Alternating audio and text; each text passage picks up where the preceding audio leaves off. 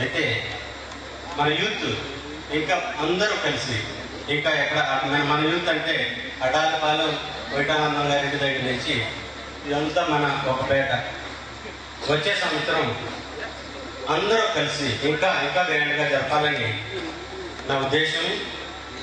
తర్వాత సహోదరులు ఐక్యత కలిగి నివసించుట ఎంతో మేలు, ఎంతో మనోహరం.